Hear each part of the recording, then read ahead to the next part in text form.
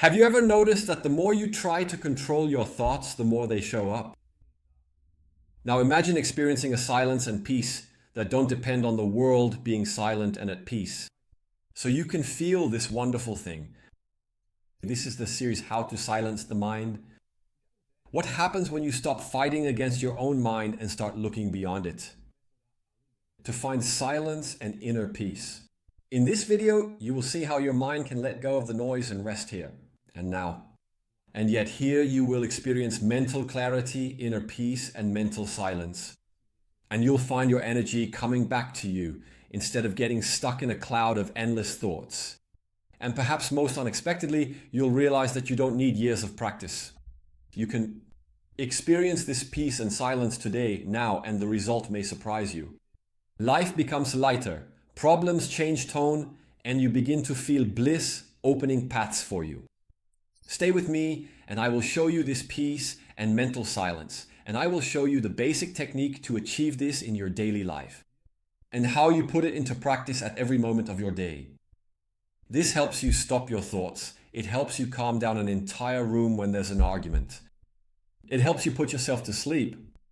It helps you get back to sleep when you wake up at night, dealing very well with insomnia. It helps you deal with anxiety, with depression, with any kind of mental suffering. Because this silence is healing. The moment you turn your attention to it, it's just like meditating. You'll be meditating with your eyes open. And if this video helps you in any way, click like. It might seem like a small thing, but that's how the algorithm knows. That it should send this video to more people who might be going through the same thing as you. And in this way, we expand this peace within ourselves and grow peace in our community. Don't forget to subscribe to the channel, to follow the other videos in the series, and to comment at any time. If you have any questions or want to share your experience, let's get started. The first thing that needs to be clear is that you are not your thoughts. You are not the voice in your head, thinking non-stop. It's always good for us to notice that our thoughts are a voice speaking inside us. But at the same time that this voice is talking to you non-stop, you are also listening to it speak. And the question that remains is, who is listening? Of course, it's you. But what's important to realize is that you are not the voice. You are the part that is listening and that has a voice. And that makes all the difference. Because as long as a person thinks they are the voice in their head, the thought, they remain trapped in this cycle. And when you start to realize that you are not the voice, but rather the silent observer who is noticing this voice talking all the time, you begin to free yourself from what this voice says. Because if you think you are the voice, you believe everything it says. If you realize that you are not the voice, you start to discern what is good for you and what isn't. And then when it says things that have nothing to do with you, you start to disregard them.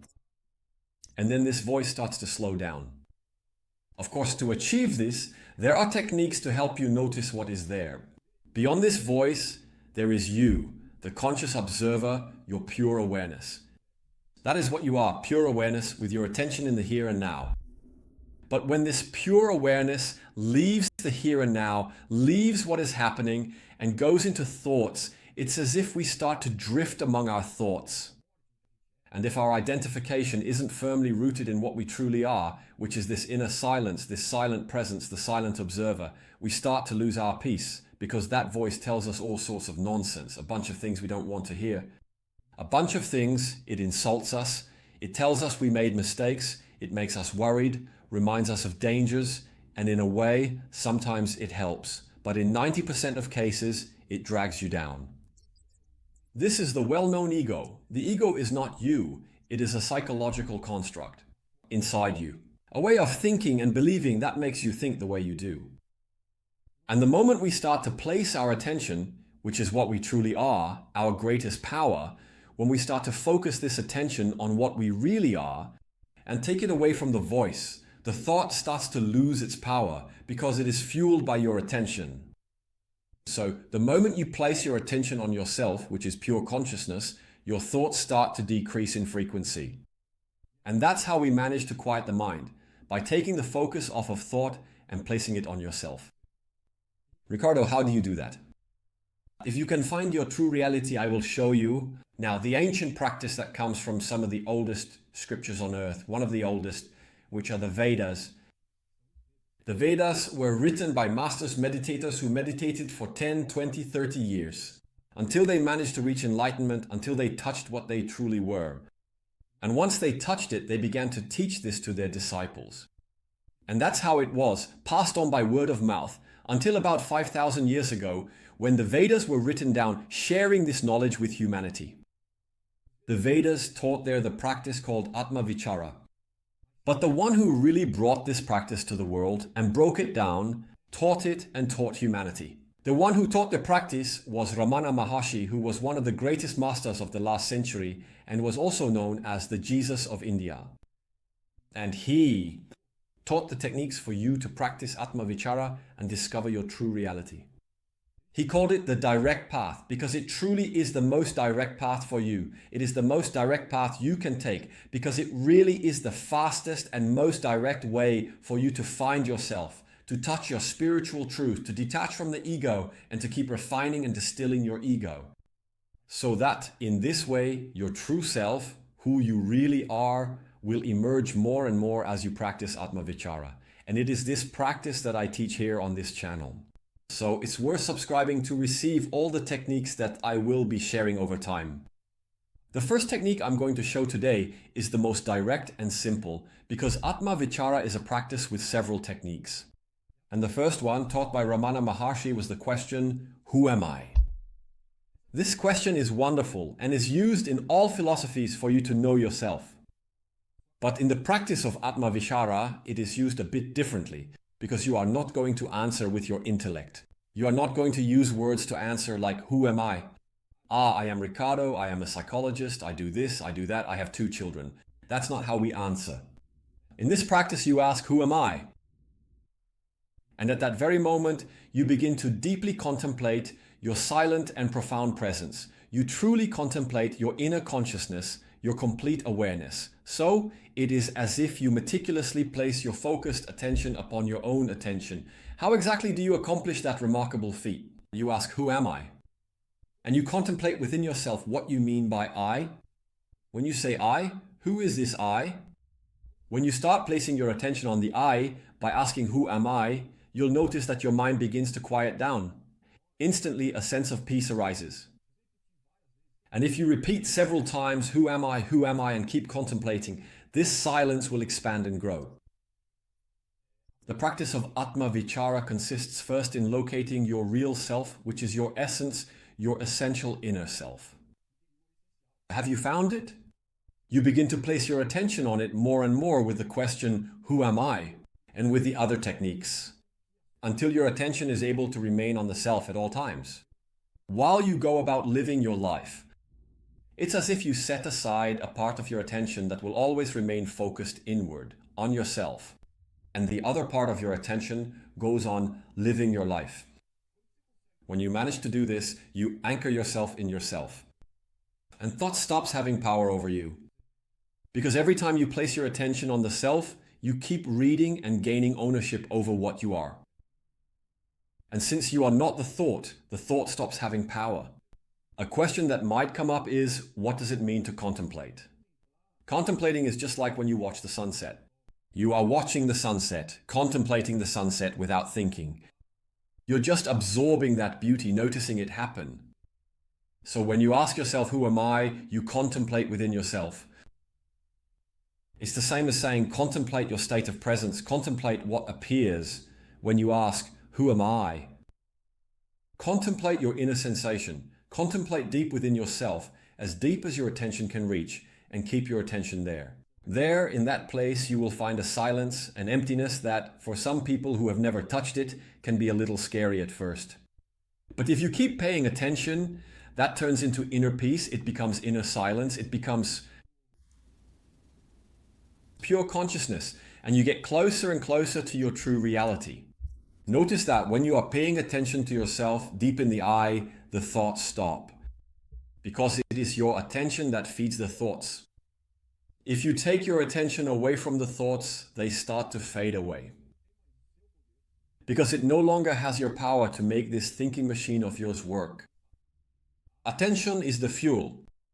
If you put your attention on thought and keep thinking, you get lost in this forest of thoughts. If you learn and get used to taking your attention away from thoughts, you become strong in your peace. And the thoughts start to fade away, and the ego starts to be distilled. Every time you ask, who am I? You distill the ego a little more. And this practice is meant to be done thousands of times, because it's as if you are stacking up small experiences. When you ask, who am I? Who am I? Who am I? You keep stacking up these almost imperceptible little experiences, until at some point a mass of experiences builds up inside you, and then you will have a great experience. And this great experience will transform you. And it's not just what I'm saying. This has already been experienced and proven by millions of people around the world. Just look up Ramana Maharshi on Google. It has already been experienced and proven by hundreds of testimonials from students who practice this with me.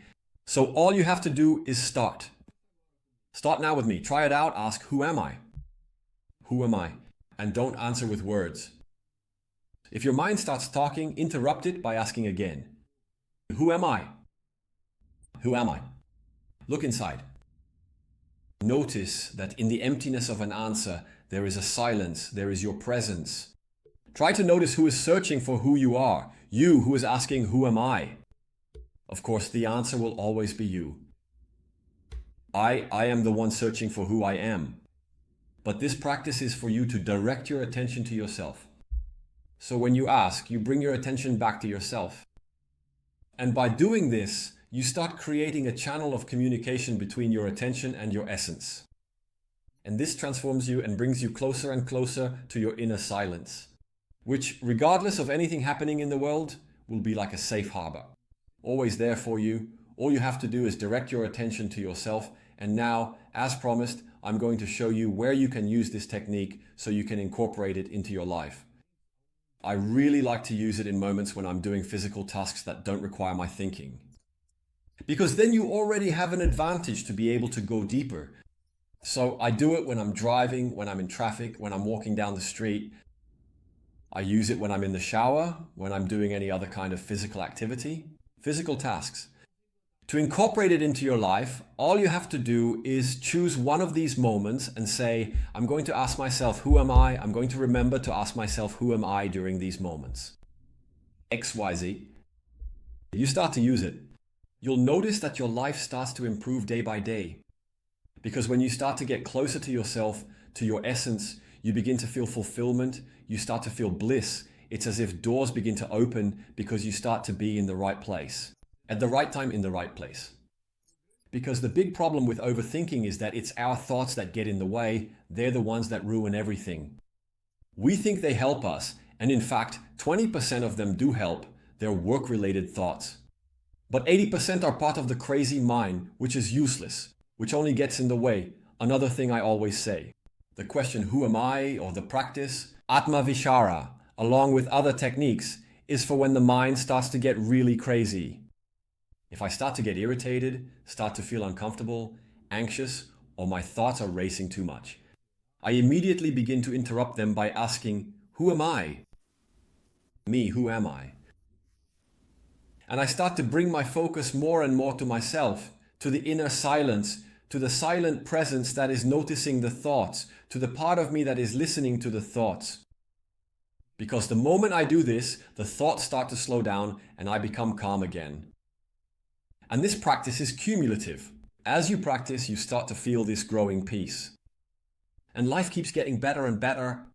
You can also practice it when you meditate. You can practice it when you lie down in bed to sleep. You can practice it in a meeting when you're talking to people, because it doesn't stop you from listening to people. It's totally possible. I do it all the time. I practice Atma Vichara even when someone is talking to me. And when it's time to respond, I answer because I'm actually listening to the person. In fact, I listen even better because when we're talking to someone, sometimes we're not really listening to them. We're listening to our own thoughts about the person. When you practice Atma Vichara during a conversation, you're listening to the person while also keeping an eye on your own peace. So you transmit peace to the other person, you heal yourself and the other person, you heal the relationship, and you are able to respond better, to interact better. So, to bring this into your daily life, all you need to do is choose a moment and make it a routine. Whenever that moment I've chosen comes, I will ask myself, who am I, a few times. And I will practice this practice. Ancient, wonderful, to get to know myself, to touch the truth of my spirit, and to awaken a much more peaceful person. And better. In this life, I hope this video has helped you. If it did, click like so the algorithm can spread this video to those who need to hear it. Don't forget to subscribe to receive the next video in the series. How to quiet the mind. And comment below what you thought. How was your experience and did you have any questions? And until the next video, stay strong and in peace.